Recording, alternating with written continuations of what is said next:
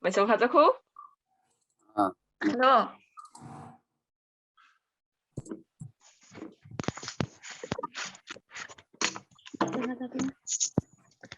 ส่งค่ะครู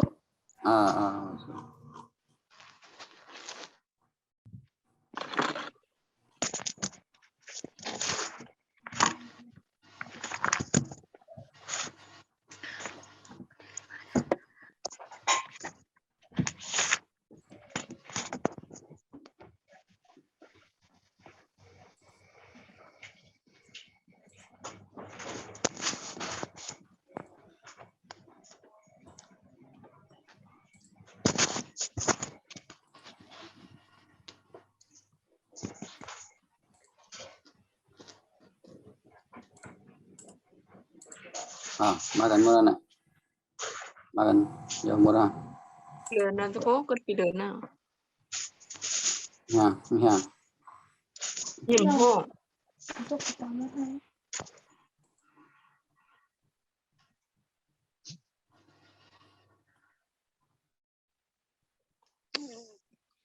aku di sablang ni di pon na mong ko di hu ng na ko mang ko su di hu ng ka di sablang hung hu ku tu na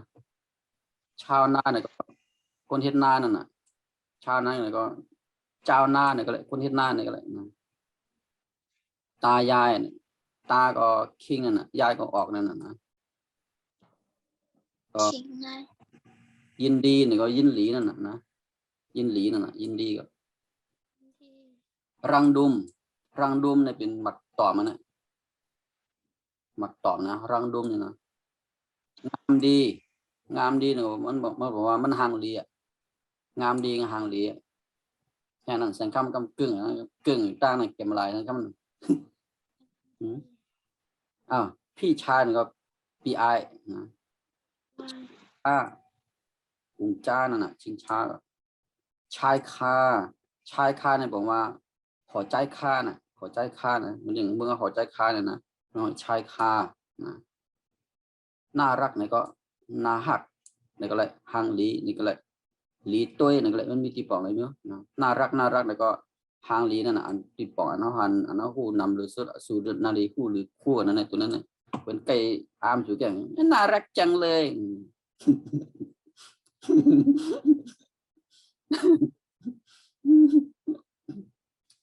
เนี่ยตำรวจคนได้ครัวยาเป็นอ้ามนำไหนกันแสงคำน่าลืมน่ารอก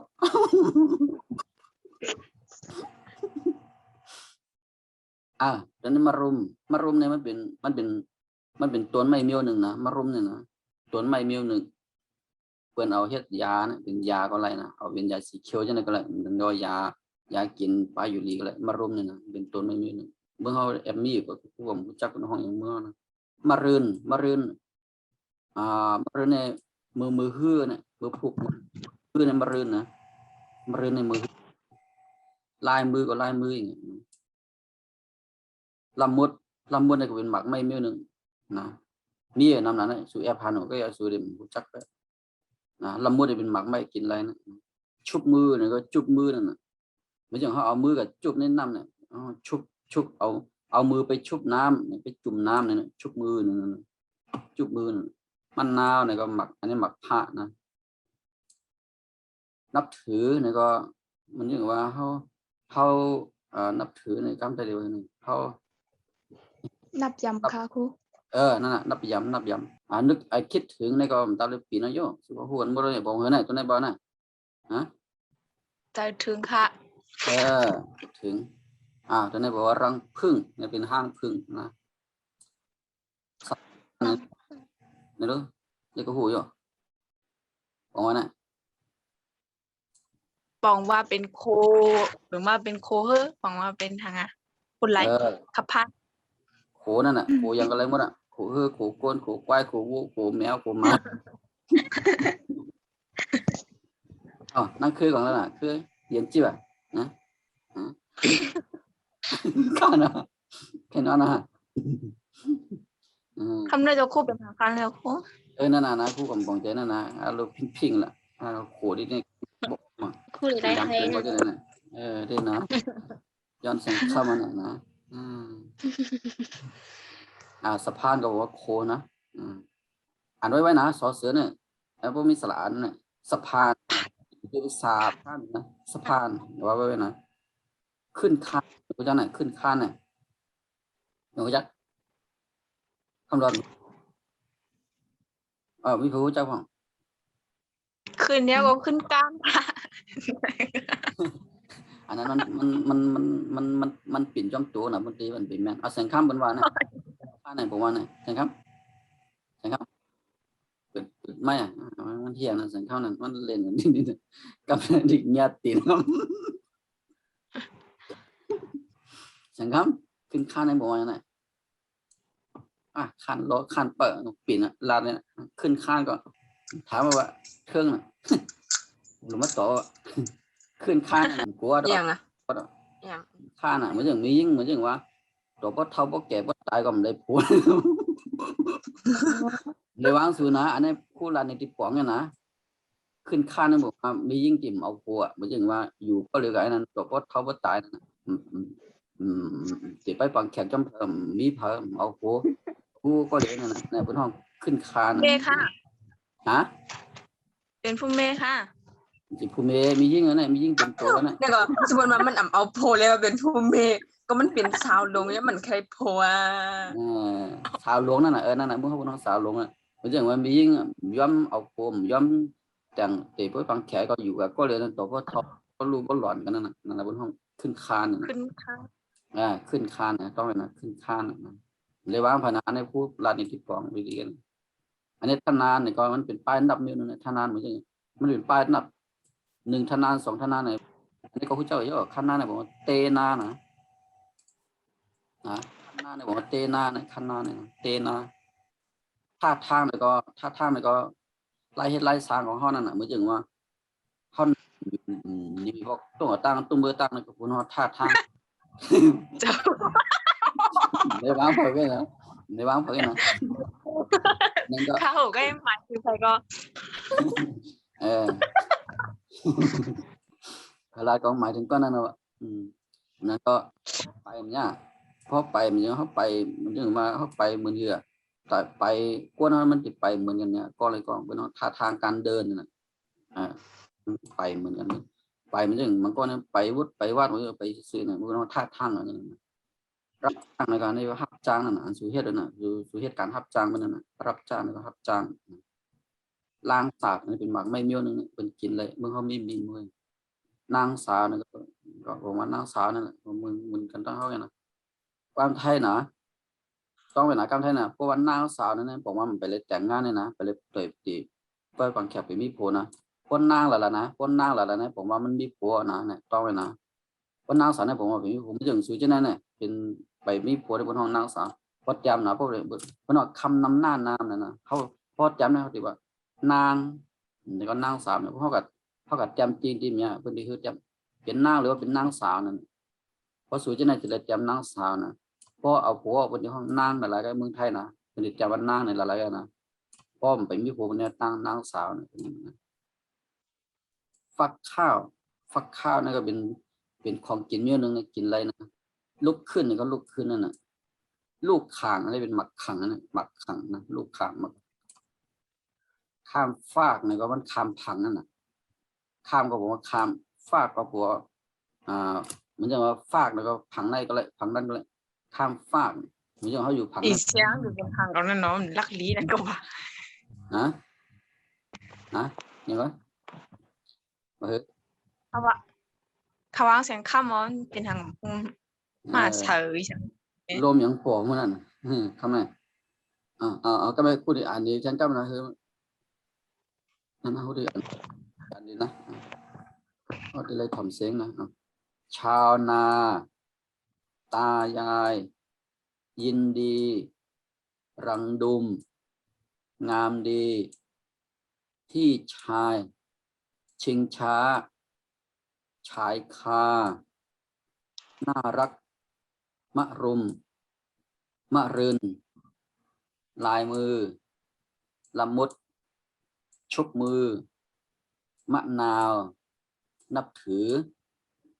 คิดถึงรังผึ้งสะพาน ขึ้นคานทนานคันนาท่าทาง รับจ้างลางศาสตร์นางสาวฟักข้าว ลุกขึ้น ลูกข่าง ข้ามฟากสังคำสังคำอ่านตัวนี่หมอ แถมลูกมือหมอมาใช่ไหมเกิดมาไผ่หมอมาได้ เอานา เนี่ยยอยักษ์ ข้าจะพูดกันเลยนะ แต่ว่า ยอยักษ์สระอาอ่านเอาไว้ไหนตัวนี้อ่านเอาไว้ไหน ยา ก็เอายอยักษ์มาใส่ทางตรง ยาย นะ ยายเนี่ยค่ะ นั่นแหละป้องจะนั่นน่ะ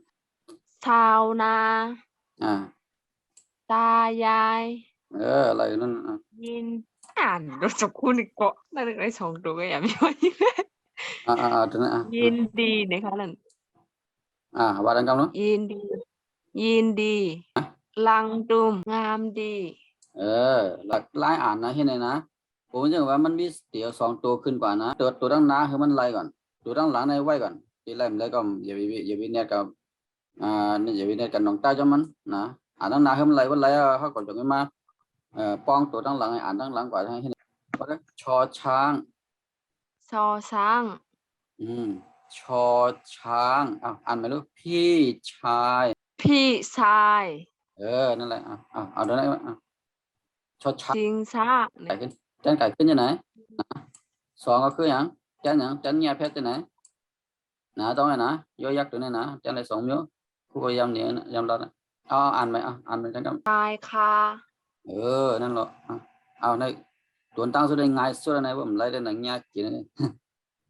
น่ารัก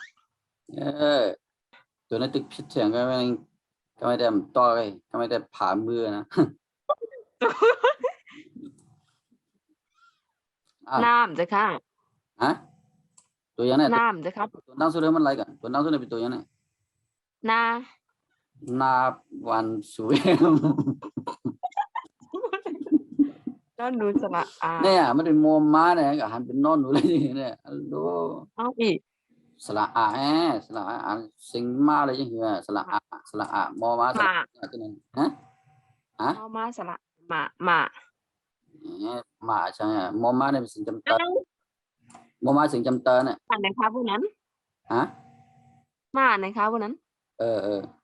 มาตัวนั้นเนาะมาลืม สระอาตัวนี้นะสระอาเนี่ยเพราะมันไม่มีมันจึงไม่มีหอหีบนั่นก็มีออ่างอยู่ตั้งหลังมันนะเพราะมันมีตัวเหลือนั่นแหละสิ่งแต้ม4ตัวนะเพราะมันมีตัวเหลือนี่ก็เอาสระอามาวางเห็นนั่นแหละมันเป็นสิ่งจำเตอนั่นนะที่เจนสิ่งจำเตอที่ก็มันจ้านะสิ่งใต้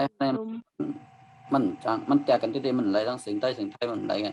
มันได้สิ่งจำเตออีกหนึ่งสิ่งยักจำอันนี้มันรอกันนะมาก็จะเขาดีเลยอ่านมานั่นนะจำเตอก่อนนะมันได้จำสุดนะจำอันที่มันถูกที่สุดอ่ะก็ออกเป็นเสียงยักจำก็ผมเจอนะก็พี่อะไรเงี้ยเพราะนั้นมันเป็นเสียงยักจำอีกหนึ่งจำเตออีกหนึ่งนะตัวสระอาเบดางเด็กหมดกับยิงเสียงเต็มมาลุมนั่นแหละอ่านไว้อะไรพวกกูเข้ายำมันก็อ่านไว้มาดืนอันนี้เป็นเสียงยาวเนี่ยรืนเนี่ยมะรืนลายมือนั่นแหละเนี่ยโมมาสระอูนั่นอ่านไว้น่ะมอมาสระอูก็มูจะ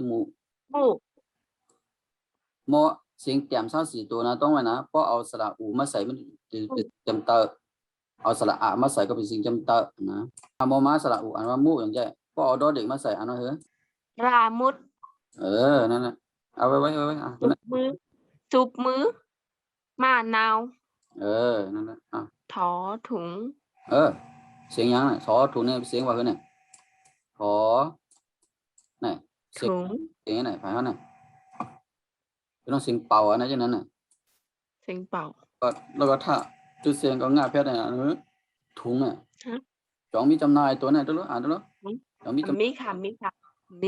เอาเสียงจำหน่ายฮะซ้ำฮัลโหลนี่แหละถอเนี่ยถอถุงเนี่ยเอามาป้องจากสระก็เป็นทื่อสระอันนั้นเฮียนมาในมันมีออ่างนะก็จะบ่เข้ามา เพราะมันเตรียมคือมันเต็มคือมันมีติด นับ ติดอยู่เขาจะเลยมีอ้ออ่างเข้ามาจำหนึ่งตัวตั้งหลังนี่แต่สิต้องไปนะทอถุงสระละลาเนี่ยมันไม่มีติดปองมันอ่านแต่ก็มันมีติดปองเป็นเจอนะเหมือนอย่างว่าทอถุงสระนั่นน่ะมันมีติดปองเนี่ยมันจางใจนะเมื่อเขาเห็นได้เจอเขาเห็นนะอย่างเงี้ยมันมีกันไงมันออกเสียงอันนี้ออกเสียงมันออกเสียงก่อนนั้นพอเขาออกมาปองไปจ้องตัวเมย์เนี่ยนะมีอ้ออ่างเข้ามาเขาจะได้มีอ้ออ่างเข้ามานะจะได้เอาอ้ออ่างมาใส่ตั้งหลังนี่นะว่าตัวละเงี้ยว่าตัวเมย์ตัวละเงี้ยเสียงสูงเสียงการเสียงเตรียม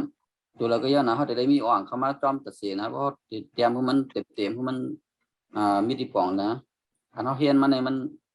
เขาเฮียนเปิงมันเลยมีสระอะไรก็มันทำไปเลยป้องตัวมันนะต้องไหมนะเนี่ยทอดทุงสระเนี่ย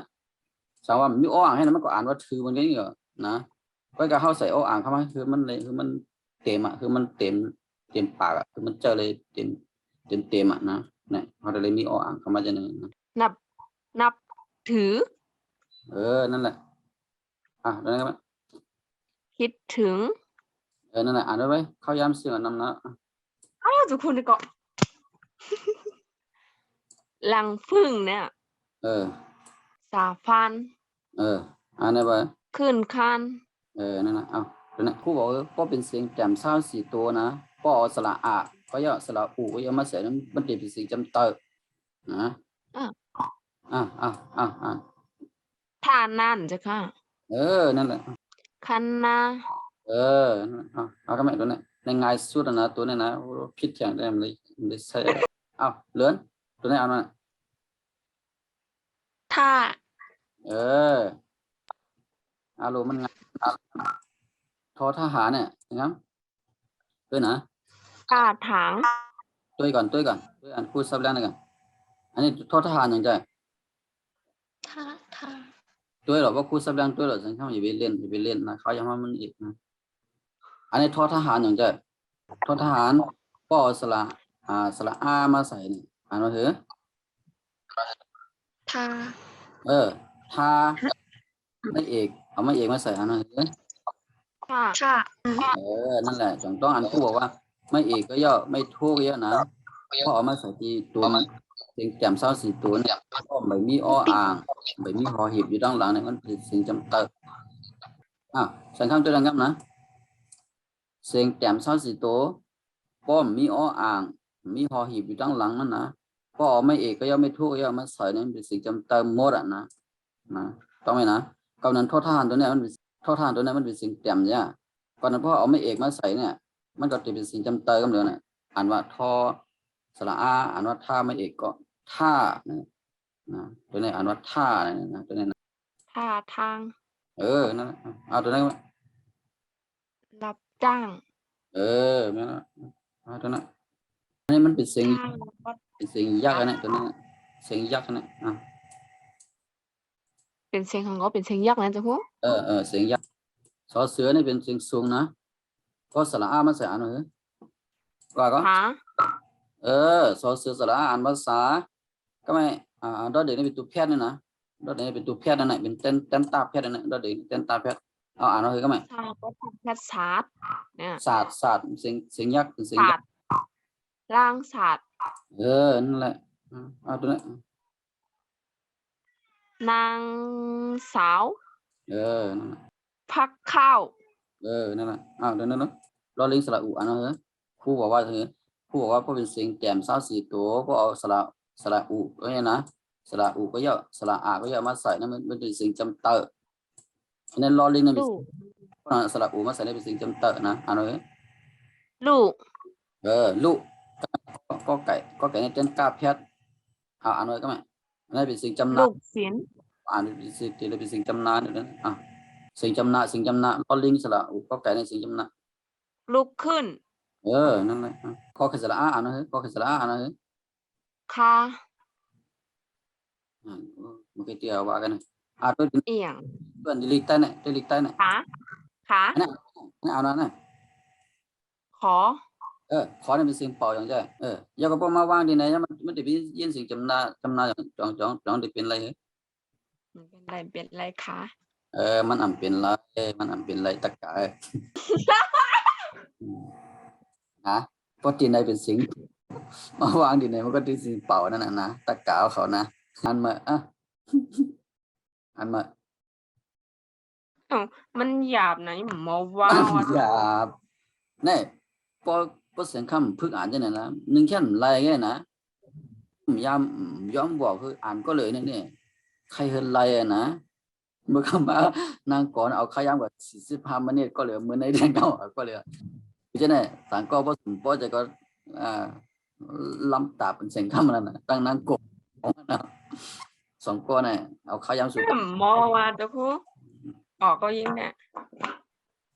kanai di mai yom ne ne di mai yom ne ne alo kana di mai yom ka ne ne di hiang kin wa ko ne mươn na wan ta ne kanai cái yom ne พยายามหมดเต็มมือเนาะ cam cái thương nha sam cam khẩu sam có lâm lâm tụp mà ข้าง ờ ข้างข้างลูกข้าง chúng ta mẹ nó được truyền tặng em biết rồi mình chỉ ลูกข้าง đi dắt cái này ăn mà ลูกข้าง lượn ta lửa cái lượn đi luôn bỏ ăn mà โอ้ยข้างลูกข้าง nó พากาเพชร for fun for fun ฟัน này này này พอพาผา อย่าไปไล่กันไล่มาหรอกสังกัมันจะตุกินว่าคนเขาเนี่ยหายอ่ะจะ พา อาทิตย์นั้นเนี่ยปีนี้ปีนั้นอ่านว่าเนี่ยตัวเราเสียงอย่างนี้ พา ฟ้านะก็ไม่ก็ไก่ในเต้นกาเพชรอ่านว่าอะไรก็ไม่ พักพักเนี่ย เรากำหนด ข้าเอาผัก กำหนดก็เหมือนกำหนดก็เหมือนเอาเลื่อนกำมากำหนดกำมาเอาเลื่อนเลย ฟัก เอาเลื่อนก็เหมือนนั่งคือว่าน่ะ เนี่ยคือ นั่งคือก็เหมือนนั่งก็ว่าน่ะนั่งก็อ่านว่าน่ะตัวนั้นน่ะฟาดสิ่งจำเตอน่ะตัวนั้นฟาด ฟัก นะต้องเลยนะคำรอดนะนั่งเรือนนั่งคือนั่งกอกรองกูก็เอาอ่านมาสังคมอ่านสองตัวกันไว้ข้ายังหมด ข้ามภาค อ่านนั่งครับ ข้ามภาค นั่นนั่นคืออ่านอะไรกันมั้ย ยิงหมอละ อ่านได้ไหม จะไว้ยิงทึ่งนะ ไล่ว่า คันนาถ้าทางก็ รับจ้างล่างสัตว์แล้วก็งานนางสาว ฟักข้าว นั่นแหละ ลูกขึ้นข้างเนี่ยคือลูกข้างเนี่ย เอาโอเคสังคมผิดเนี่ยวันนี้สังคมเอาวันนั้นก็อ่านนี้นั่นคืออินุครับตัวในวันนี้ไม่เอาสังคมอย่างไรยินนั่งลับวันนั้นที่แกงลับวันนั้นสังคมตัวนี้อ่านวันนี้อ่านนะ ยิ้มโหดยิ้มดื่ม cam đi nghe chị này cam chạy ănอย่าว่าหยับ ลูกข้างเนี่ยเจ้าคุณ ลูกขังนั่นคืออ่าน ลูกข้างเนี่ยคือ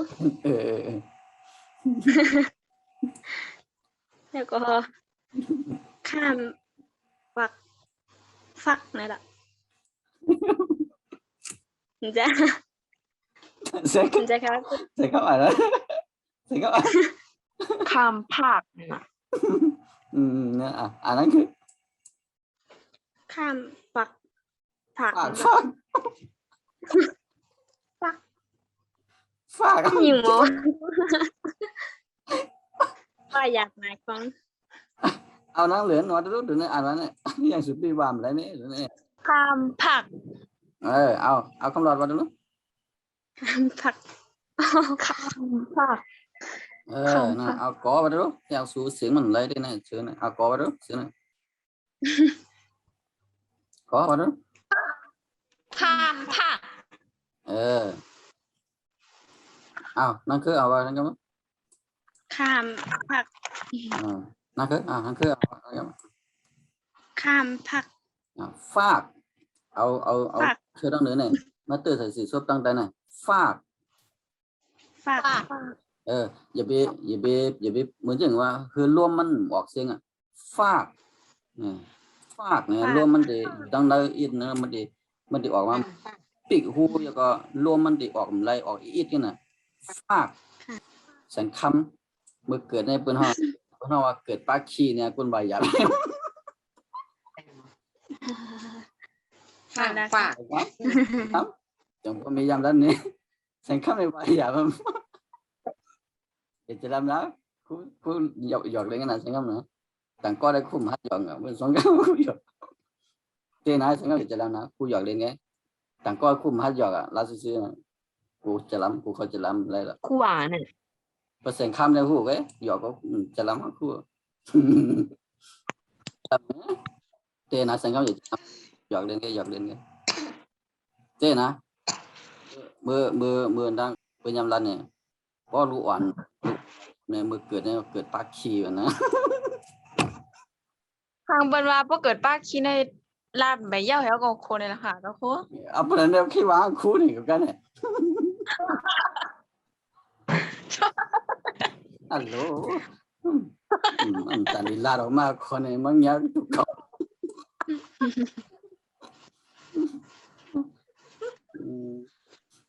เดี๋ยวเจ้าคู่ขัดตั้งเมืองเอาค่ะยินเปิดมานะบ่หลั่นไปเย้า ชวนดิกลา บานดิกลาเจ้าคู่ ปนันได้คู่ลืมดิปองมันนะวันนั้นเสียงคำสั่งเลยเอาวาเรือนกำตัวมันนั้น นับถือ เอาท่านี้ก็เลยต่อ นับถือ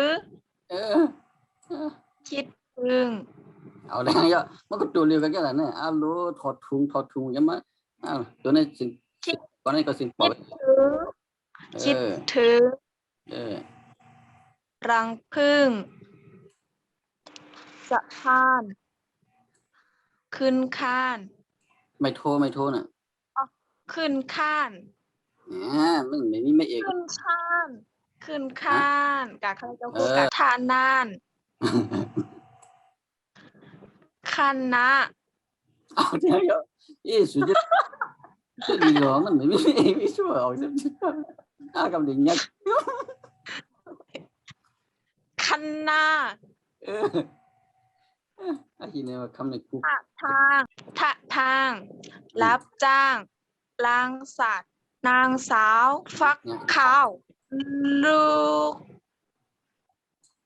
ลุกขึ้น ฮัลโหลผู้ช่วยลุกขึ้นเลยเนาะ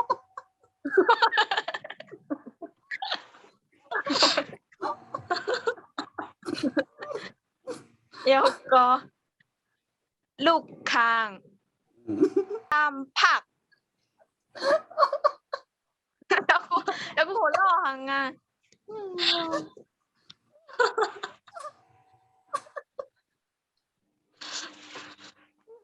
นี่สิคำเล็กคนนี้มั้ยตอนไหนชิงสังคำยังไปกิน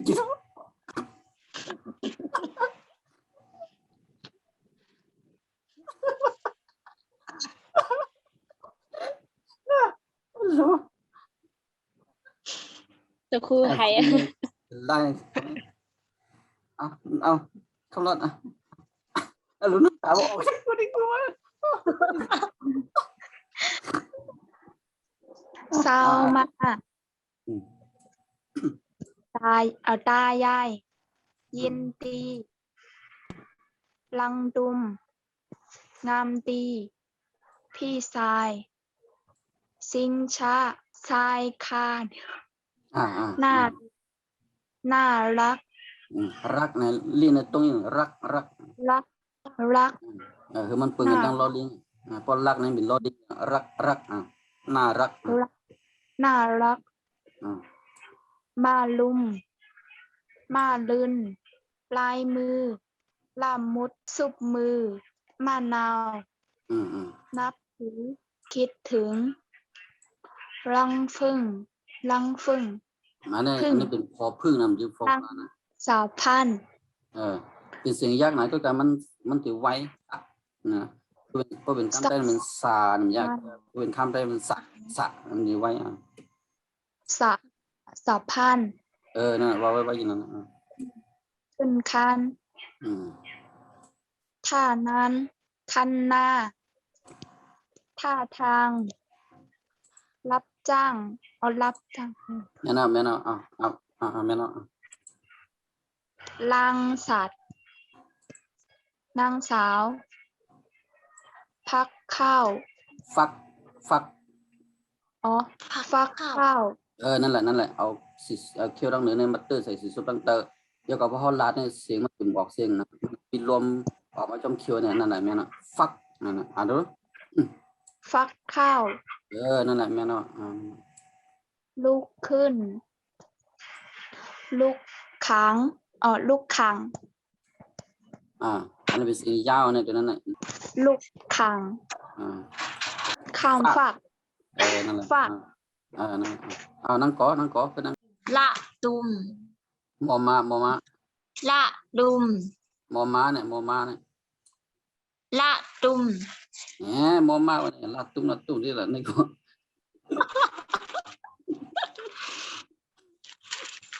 มอมาสระนั่นน่ะเสียงจำหน้า ละมุน ไอ้ดอเด็กเนี่ยจันตาแพทย์เนี่ยดอเด็กเนี่ยจันตาแพทย์ ละมุม จันตาแพทย์ไหน ว่าถึงไอ้ตรงนั้น จันตาแพทย์ไหนลำมุมตาแพทย์ โอ้ไม่ต้อง ตา ติด แพทย์ เนี่ย ตาแพทย์ดอเด็กจันตาแพทย์ ละตุน ตุนสังมอมาเนี่ยมอมาสระอุอันว่ามุก็มีดอเด็กตาแพทย์ก็มุดลำมุด ละมุด ละมุดสุบมือ มะนาว นับถือ คิดถึง รังผึ้งสะพาน ขึ้นคานทะนานคันนาท่าทาง รับจ้างล้างสัตว์ นางสาว พักเข้า ลุกขึ้น ลุกขัง ข้ามพัก นั่นก็ฟากไม่รู้นั่งกอไปรู้ ผัก ฟากว่านั่นก็ ผัก เอาเคี้ยวดังเหนือนะมาจับสีสุดต้องตายนั่นนะ มันมาจับกันเจ้าพ่อก่อนอะไรวะ หรือเอายางจับไว้นะเดี๋ยวเลยอ่านปี ผักอีเดียวพอดีว่าสังเกตซี่กันนะรู้ก็กำบอกกูก็เลยก็นึกว่าดีว่าคุณเม็ดตามเพลงสังเกตซี่กันนะไปได้แค่ว่าพวกไปซุ่มมันเลยว่าสังคมอะไรกันมาสังคมแบบบ่หมอนะแบบอะไรนะเดี๋ยวว่ากูไม่ตามเพลงนะกูหันว่าก็เลยเป็นไรดีก็กูโอเคเลยว่านำกันนะทำรอดนั่งเหลือนเคยวิวางอย่าวิลักว่าห้างคู่นะอย่าลักหลักคู่หลับหลังนะ ราคา จำได้นะสิครับ ชาวนา ตายาย ยินดี ไว้ รังดุมงานดี งามดี พี่ชายสิงชะชายค่า ไว้หรอกแล้วก็อย่าไปเข้าออกอยู่น้องนั่น น่ารัก น่าดุม น่าคืน รอเรือ น่ารื้น ยุ่มหยังคำหลอดยุ่มหยัง มาดุมไหนจะพูด มารืน มารืน โคตรซับแรงนี่อันนั้นอิดนะมารืนนี่รืนนี่เสียง มารืน ก็มารืนนี่นะเสียงจำนัดผมเจอเสียงยักษ์ก็สมเจอเสียงจำเตอก็สมรืนเสียงยักษ์จำก็สมเจอนะ รื่นนั่นน่ะเสียงจำนาได้ดีกว่ามันจะเสียงยักจำได้ดีกว่ามันจะนะตัวนี้นะมันจะออกรื่นเนี่ยมันจะเสียงจำนาอีกหนึ่งนะตัวนี้นะรื่นต้องเวลานะเสียงก็เป็นเสียงแจ่มเท่าสี่ตัวนั่นนะเสียงแจ่มเท่าสี่ตัวเนี่ยเสียงมันจะออกมาอย่างไม่เสียงจำนาอีกหนึ่งเสียงยักจำอีกหนึ่งนะรื่นมันจะว่ารื่นนะรื่นยอดพวกย่านะมันดีฟังมากตัวนี้ไว้อันนี้ไว้ ลายมือล่ามมุด เขาพิธีคือตัวแน่นอน ชุบมือ ตัวนั้น ชุบมือ หมากนาว มากนาว ไป หมากนาว ไว้ชักขย้ำหนึ่งมด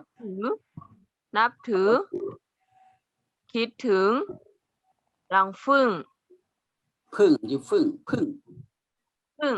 รังฟึ่ง ก็เป็นฟอฟ้าสมัยเสียงพอพึ่งอย่างเสียงฟอ รังฟึ่ง นั่นแหละ ทับพาน ขึ้นคานท่าทาม นอนหนู ท่าทาม นอนหนูเนี่ยว่าท่าทานดีนะเอาไว้ แองท่านาน กันไงหยับนะวะ